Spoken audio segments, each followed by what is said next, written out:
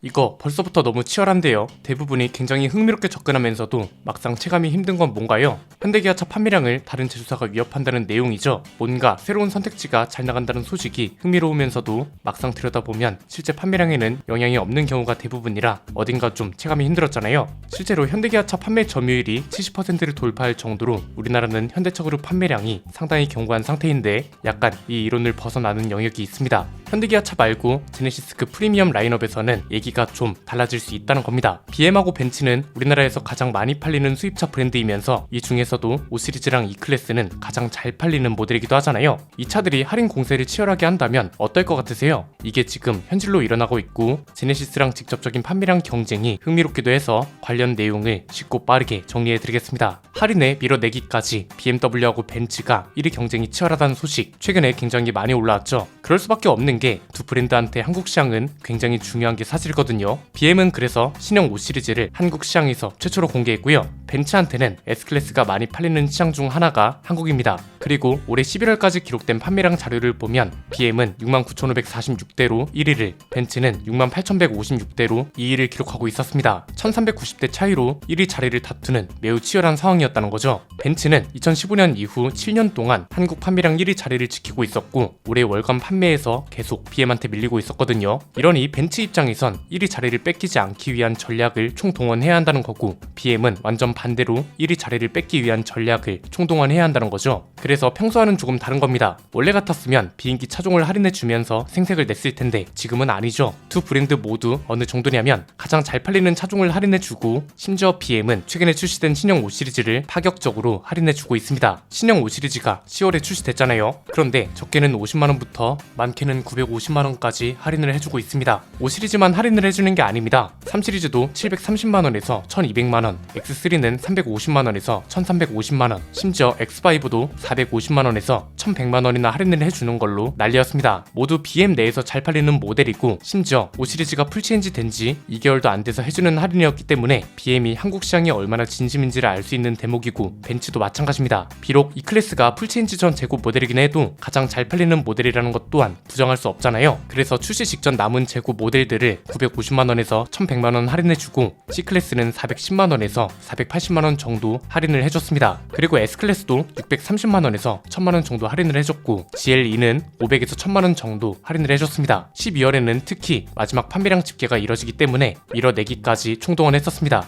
이게 무슨 말이냐면 수입차는 본사 아래에 딜러사가 존재하잖아요. 이 딜러사가 보유한 재고를 딜러가 구매해서 법인차로 등록하는 걸 말합니다. 보통 악성 재고를 없애거나 판매량을 일시적으로 늘려야 할 때 이 방법을 활용하고 왜 가끔 중고차에 보면 인증 중고차 중에 주행거리가 유독 적은 것들 있잖아요. 이런 차들이 밀어내기로 판매가 됐던 차들이라고 생각하시면 됩니다. 새해라고 이 경쟁이 식을까요? 전혀 그렇지 않죠. 벤츠는 E클래스 풀체인지 모델을 출시합니다. 7년 연속 수입차 판매량 1위를 차지한 모델이고 E클래스의 판매 공세를 견제하기 위해서 BM도 분명 5 시리즈 같은 차들의 할인을 더 전략적으로 가져갈 수밖에 없을 겁니다. 벤츠랑 BM은 이렇게 팔아도 잘 팔리는 이유가 명확하죠. 보통 다른 브랜드가 이렇게 할인을 해버리면 원래 그 가격인데 할인해주는 척 한다고 비판을 받잖아요. 지프 같은 브랜드가 이런 비판에서 대표적인데 물론 벤츠랑 BM도 이런 비판이 없는 건 아니지만 그럼에도 잘 팔리는 이유가 뭔가요? 일단 절대적인 할인 금액이 높죠. 못해도 500만원 이상, 많을 때는 2천만원 이상도 할인을 해준다는 게 굉장히 크고 무엇보다 이런 할인 정책이 꾸준하다는 것도 포인트라고 할 수 있습니다. 평소에는 이런 할인이 없었다가 갑자기 생기면 소비자들이 당연히 의심부터 하거든요. 그런데 BM이나 벤츠, 아우디 이런 회사들은 이미 수년 전부터 프로모션을 해왔기 때문에 소비자들도 그러려니 하는 거고 이왕 사는 거 저렴하게 사는 게 좋다고 생각하는 사람들이 많은 거죠. 국내 브랜드랑 그래서 대비가 되는 겁니다. 절대적인 할인 금액을 현대차랑 비교할 수는 없습니다. 대중 브랜드와 프리미엄 브랜드는 애초에 차 가격부터 다르니까요. 그런데 제네시스는 비교할 수 있죠. 같은 프리미엄 브랜드고 가격도 비슷합니다. 제네시스도 세일 페스타 기간 동안 할인을 했지만 독일 브랜드처럼 수천만원 할인은 없었거든요. 대부분 재고 할인 아니면 세일 페스타랑 연계된 할인도 몇십만원 수준이었단 말이죠. 그래서 역으로 벤츠나 BM의 프로모션이 더욱 돋보이는 것이기도 한데 제네시스 판매량에 충분히 타격을 줄 수밖에 없죠.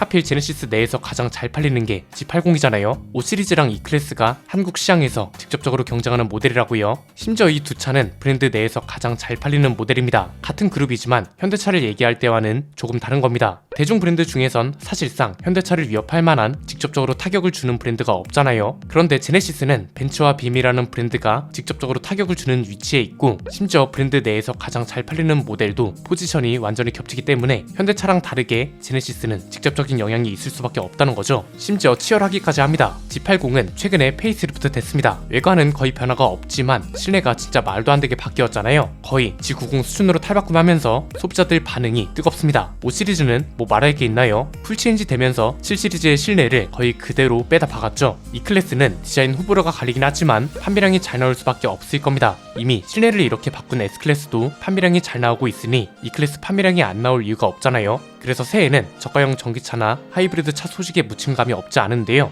E 클래스, 5 시리즈, G80의 경쟁도 굉장히 치열하고 볼만한 싸움이 될 거란 겁니다. 그렇다면 이런 할인 공세가 앞으로도 계속 유지될 거란 것도 중요할 텐데, 뭐 이건 당연히 계속 유지될 걸로 전망할 수 있습니다. 일단 벤츠랑 BM은 새해에도 판매량 싸움을 이어가야 하기 때문에 당연히 전략적인 할인을 유지할 거고요. 여기서 좀 더 흥미로운 건 꼭 할인이 아니더라도 저렴한 수입차가 주목을 많이 받을 거란 겁니다. 독일차 브랜드는 이미 경쟁을 많이 하고 있는데 3위권을 경쟁하는 브랜드들 사이에서도 가격 경쟁이 치열할 거라는 게 포인트입니다. 테슬라, 볼보, 아우디 이 세 브랜드가 대표적인데, 우선 테슬라는 모델 Y 페이스리프트 모델을 출시할 겁니다. 이미 모델 Y 페이스리프트를 통해서 알 수 있듯 디자인이 다듬어지고 서스펜션이 개선되고 실내도 더 예뻐질 예정입니다. 중국에서 가장 먼저 공개된다는 것도 중요합니다. 지금 우리나라에서 가장 많이 팔리고 있는 모델 Y, 중국산 모델이 저렴하게 들어온 덕이라고 볼 수 있죠. 테슬라는 지금 가격이 굉장히 중요한 시기라고 했잖아요. 일단 영업이익은 평소보다 줄어들 수밖에 없을 겁니다. 왜? 중간 가격 이상 전기차는 이미 수요가 안정적이고 이제는 새로운 수요를 할 수 있는 저렴한 전기차 시장을 잡아가야 합니다. 그리고 전기차 보조금 같은 정책이 나라별로 줄어들거나 없어지고 있어서 저렴한 전기차가 필수가 되고 있잖아요. 그래서 새해에는 테슬라도 저가형 모델을 전략적으로 들여올 거고, 볼보도 저가형 모델이 주목을 받고 있죠. EX30을 굉장히 밀어주고 있고, 볼보 코리아도 가격이 중요하다는 걸 계속해서 어필했습니다. 물론 생산 물량 문제도 해결해야 하는데 이거랑 관련된 이야기는 다른 영상에서 다뤘으니 참고해 주시면 될 것 같습니다. 아우디는 비교적 신차가 적습니다. 저가형 모델이 없기 때문에 기존에 팔리던 A6 같은 차들의 할인을 이어가면서 판매량을 유지하거나 상승시키려 할 겁니다. 할인에 따른 경쟁은 이런 프리미엄 브랜드 위주로 흘러갈 수밖에 없을 겁니다. 왜냐면 앞에서 잠깐 언급했지만 대중 브랜드 중에선 현대 기아차랑 싸우기 위해서 할인 공세를 치열하게 벌여야 할 텐데, 이게 가능하려면 우선 전제 조건이 뭔가요? 많이 팔고자 하는 의지가 있어야 하고 한국 시장 비중이 굉장히 큰 브랜드여야 한다는 거겠죠. 그런데 대중 브랜드 중에선 이런 조건을 갖춘 곳이 없습니다. 수입 대중 브랜드라 함은 폭스바겐이나 토요타 이런 회사들일 텐데 모두 유럽이나 미국 시장이 중요하지 한국 시장은 딱히 비중이 크지도 않단 말이죠. 그래서 프리우스를 보면 BM하고 굉장히 대조적이잖아요. 연말에 BM하고 벤츠가 주력 모델을 중심으로 할인을 파격적으로 내세우는 와중에 토요타는 기존 판매 전략을 그대로 유지하고 있죠. 아예 할인도 없습니다. 토요타에서 가장 할인율이 높은 게 하이랜더였는데 할인율이 고작 1.2%에 불과했습니다. 심지어 인기 모델도 아니잖아요. 좋게 포장하면 할인이 없는 대신 라인업을 강화하는 전략을 가져가겠다는 건데, 반대로 말하면 굳이 할인까지 해가면서 판매량을 늘려야 하는 이유가 없는 상황이고, 이런다고 해서 현대기아차가 가장 많이 팔리는 한국 시장에서 판매량 반등이 클 거란 기대도 없다는 거죠. 뭐 소비자들 입장에선 땡큐입니다. 대중 브랜드는 좀 미미해도 프리미엄 브랜드 시장에선 치열한 할인 경쟁이 계속될 거고, 그렇다고 주력 브랜드들이 신차 출시를 소홀히 하는 것도 아니라서 저가형 신차뿐 아니라 프리미엄 신차 시장도 치열하게 흘러갈 걸로 보입니다. 오늘 내용은 여기까지입니다. 내용이 유익하셨다면 구독과 좋아요, 알림 설정 부탁드립니다. 지금까지 저는 안피디였습니다. 감사합니다.